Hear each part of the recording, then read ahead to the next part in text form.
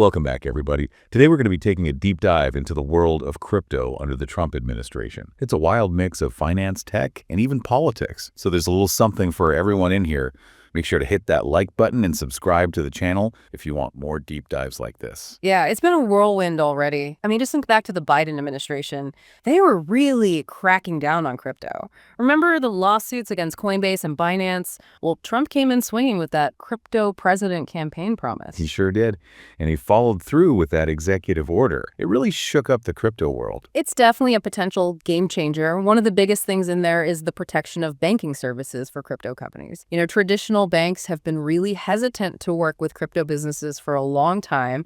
It's been a big roadblock to wider adoption. This order is trying to clear a path. Right. It makes a lot of sense.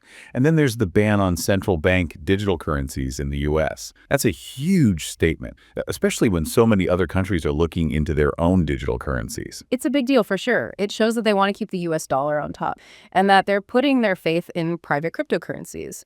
They even went so far as to reverse the SEC accounting guidance that was holding back crypto adoption. A lot of people in the industry felt like that guidance was way too much, so they're pretty happy about this reversal. I bet. So that explains why the crypto markets went crazy when Trump got back in. Bitcoin hit a record high, over $109,000. Yep. Investors are seeing these moves as a really positive sign for the crypto industry. They're betting on this new, friendly regulatory environment to lead to more adoption and innovation. And the excitement isn't just from investors. A lot of big names in the crypto industry have been very vocal about their support. Absolutely. You've got Nathan McCauley, the CEO of Anchorage Digital. He called it a sea change in U.S. digital asset policy. And Senator Tim Scott praised Trump for making sure America stays ahead of the game in crypto innovation. There's a real sense of optimism about the possibility of clear and consistent regulations finally. So let's get into the details of this executive order. What's actually being proposed? Well, one of the main things is the creation of a cryptocurrency working group. This group has a few important goals. One of those is to come up with a comprehensive regulatory framework for digital assets. That includes figuring out how to regulate stablecoins. Those are cryptocurrencies that are pegged to the US dollar. Okay, so stablecoins are getting some special attention. Why is that? Well, they're interesting because they offer the stability of traditional currencies, but they still use blockchain technology. They have the potential to really change payments and become something people use every day. But regulating them effectively is crucial. We need to make sure they're secure and transparent. Sounds like the working group has a lot on their plate. Is there anything else on their agenda? Oh, yeah. This is where things get really interesting. They're also supposed to look into creating a national digital asset stockpile. Whoa, hold on. A national stockpile of cryptocurrency. That sounds like something out of a sci-fi movie. It's a pretty bold idea for sure. It would basically mean the government holding a large amount of cryptocurrency, maybe from seizures by law enforcement or through some other way. So the U.S. government would have a huge crypto stash. What are the implications of that? That's the big question. It raises all sorts of new questions. Could this be used as a strategic asset? Could it change the balance of power in global finance? We're talking about a potential major shift in how countries interact on the financial stage. It's almost like a digital arms race, with countries competing to build up their crypto reserves. That's a great analogy. It really highlights the strategic considerations at play here. We could be talking about a fundamental shift in the global balance of power, and crypto would be right at the center of it. It's a fascinating and complex issue. So we have this high-powered working group trying to shape the future of crypto in America. Who's leading this whole thing? Trump put David Sachs in charge. He's a big venture capitalist and former PayPal executive. He's the crypto and AI czar. And he'll be chairing the working group. He's bringing a ton of experience in both tech and finance to the table. Sachs is a big name in Silicon Valley. His involvement definitely adds another layer of intrigue to all of this. Oh, definitely. He's known for being a bold thinker and shaking things up, so it'll be interesting to see how he steers this working group and their agenda. So to recap, we have a president who's pro-crypto, a big executive order, and a powerful working group with a bold mission. This is a huge moment for the crypto world. It's hard to overstate just how big the implications could be. It's a massive change in the landscape, and it'll be fascinating to see how it all plays out. The decisions made by this working group could have a ripple effect on the future of finance technology and even the balance of power globally. We're entering uncharted territory, and it's going to be a wild ride. Yeah, it really feels like we're on the edge of something huge with this whole national digital asset stockpile thing. It's a pretty wild concept. The U.S. government holding a bunch of Bitcoin or other cryptocurrencies. Never seen that before. It's like a whole new world for finance and geopolitics. Yeah, it really challenges how we think about economic power. Imagine what it could mean for the country's economic and geopolitical standing. Makes you think. It's almost like a digital arms race. Countries trying to get ahead in this new landscape. Exactly. If other countries start stockpiling crypto, the U.S. might feel like it has to do the same to keep up its global influence. But wouldn't that also make crypto more legitimate in the eyes of the world?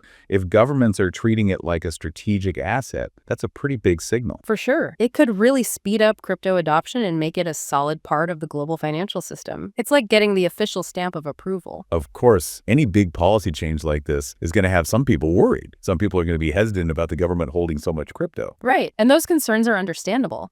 Some people say creating a national crypto stockpile is unnecessary and risky. They point to the volatility of crypto markets, which we've all seen, and the possibility of cyber attacks or the government mismanaging those assets. Yeah, those are legitimate concerns. And we can't forget how complicated it would be to actually manage such a stockpile. There are so many unanswered questions, like how would the government even get the crypto? Would they buy it on the market, seize it? And then how would they keep it safe? Where would this digital Fort Knox even be? And what about the legal framework? It's totally uncharted territory. It raises questions about transparency and accountability. Exactly. These aren't easy problems to solve. The working group has a lot to figure out, and we'll be watching closely to see how they handle these challenges. It's clear that this executive order could completely change the financial landscape. It's like the early days of the internet. Everything is new and there are endless possibilities. It really does feel like we're at a turning point. The decisions made now will have a ripple effect for years to come. So as we wait to see what happens, what should our listeners be looking out for? What are the big questions we need to keep in mind? Well, first off, we need to see what kind of regulatory framework the working group comes up with. How are they going to define and categorize digital assets?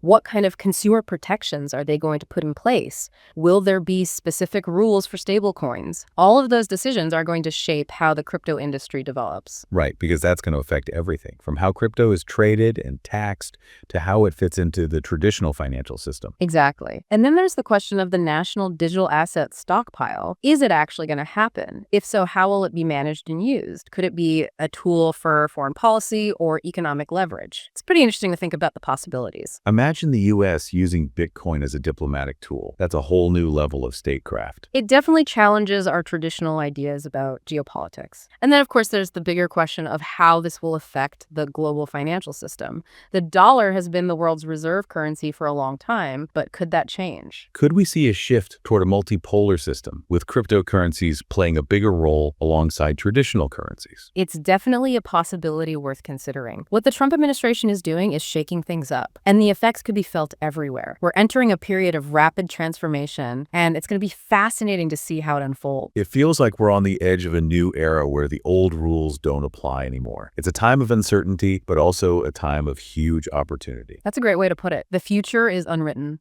and the decisions made in the next few months and years will determine the course of history. So it's important to stay informed and have these conversations. We need to be ready for the challenges and the opportunities that are coming. We need to be open-minded and think critically about all of this. The world of finance is changing so fast, we got to be ready to adapt. Absolutely. This isn't just about some new technology. It's about the future of money power, how we all interact on a global scale. It's a lot on the line here. And it's not just governments and financial institutions that should be paying attention.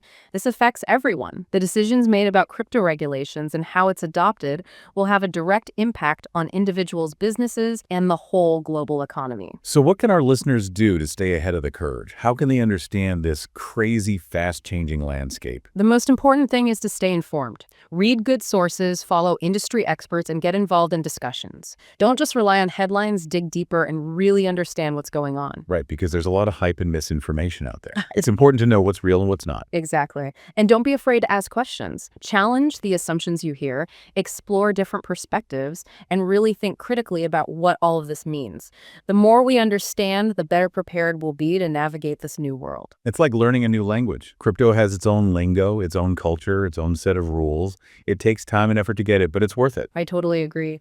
And like with any new language, the best way to learn is to dive in. Try out different platforms, explore different ways to use crypto, and see how it's actually being used out in the real world. And don't worry about making mistakes. That's how we learn and grow. For sure. It's all part of the process. And remember, this is still early days. The crypto world is constantly changing, so expect the unexpected. It's an exciting time to be alive, that's for sure. We're watching a technological and financial revolution happen right in front of us. And it's only the beginning. The next few years will determine what the future looks like. So buckle up, stay informed, and get ready for the possibilities. Well said. We've covered a lot today. From Trump's pro-crypto executive order to the possibility of a national digital asset stockpile and what it all means for global finance. It's a complex and fascinating landscape, and it's clear that we're just getting started. It's been great exploring these ideas with you. It's important to keep talking about this stuff and approach this new era with curiosity and a critical eye. Absolutely. We want to hear from you, our listeners. What are your thoughts on all of this? What excites you? What concerns you? Share your thoughts in the comments below, and let's keep this conversation going.